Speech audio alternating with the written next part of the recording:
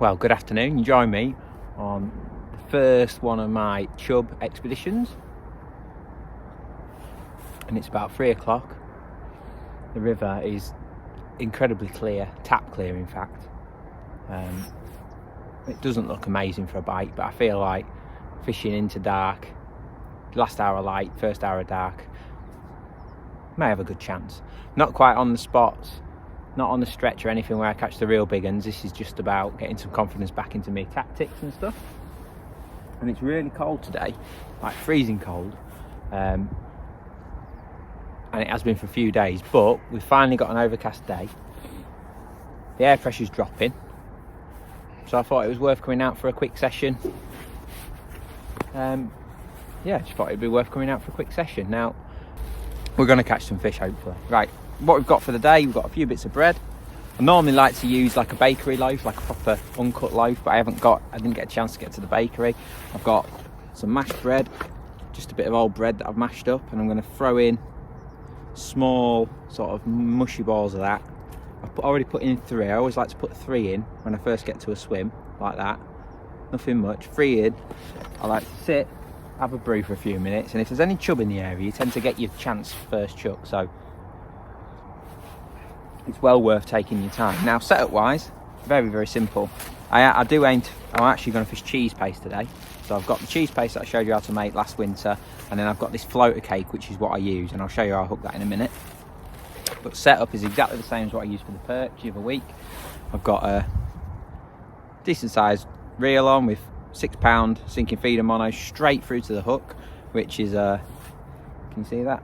A size 6 corum all rounder hook, beautiful hook.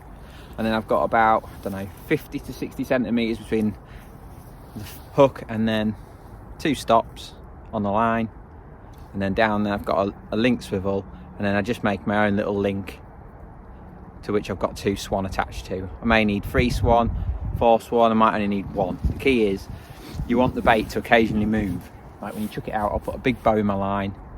You want it to occasionally bump under the trees and stuff. So that's the setup's as simple as that. And now the hardest part is getting that balanced. Some days you just want it absolutely nailed to the bottom, but I never use a ledger anymore. I just use these.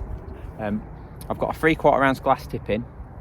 It's one of the biggest things I learnt last winter fishing for chub.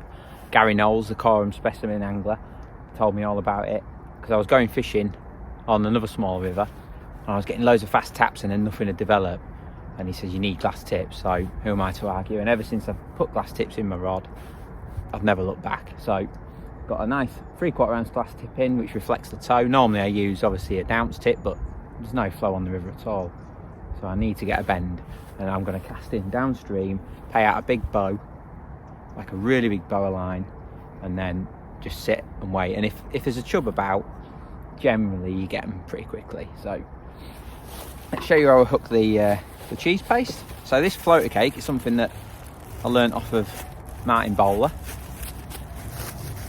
and it's basically, I think I mentioned it in the past, a crap cake. I've made it with too many eggs in it, it didn't rise, but for what I need it to be, it's perfect. So that will do 4 hook baits. So I bite it in half, and I bite it in half again, so I'm left with a small piece like that.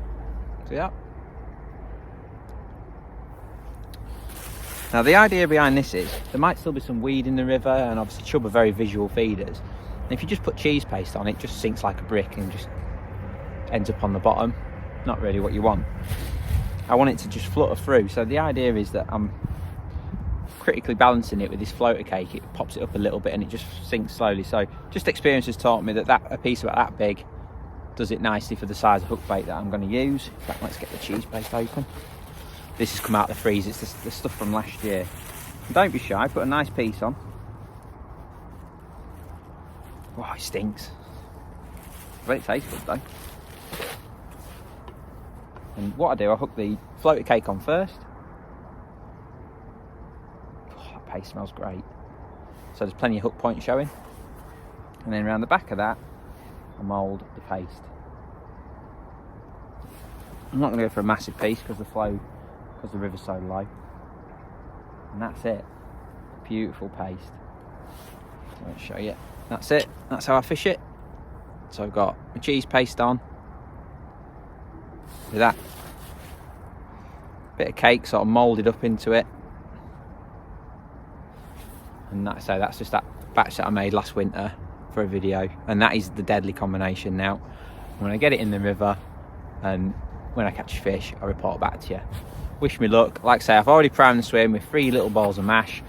Got myself a brew. I'll flick it out now. And if there's one here, we should know about it pretty soon. If not, we'll move. I tend to give the swims 3 chucks. If they're not here, they're not here. Saying that, I've never fished it when it's as clear and low as this, but we'll keep trying. First chuck of the Chub campaign. Wish me luck. Well guys, we came last week and we couldn't get a sign anywhere on the river. We've come today. It just shows you that conditions are everything. Cheese paste, cast in the right spot on the right day and you get a bite straight away. That's first cast. I've just literally come for a half-an-hour session before dark and we've got a nice sort of 4-pounder. Beautiful fish. And just show you how those simple cheese paste tactics can really work. And hopefully we have an amazing winter targeting them beauties. I mean, look at that. Big old chops on him. Big old tail. He gave a good scrap. He looks in tremendous condition, I've got to say. And yeah, beautiful. Can't beat it. So we'll get them back. And that's it. Don't forget to like, share, comment and subscribe, and we'll see you again on the next river vlog. But that's just a quick one. Didn't catch one last time, but we've caught one today. See you again next time.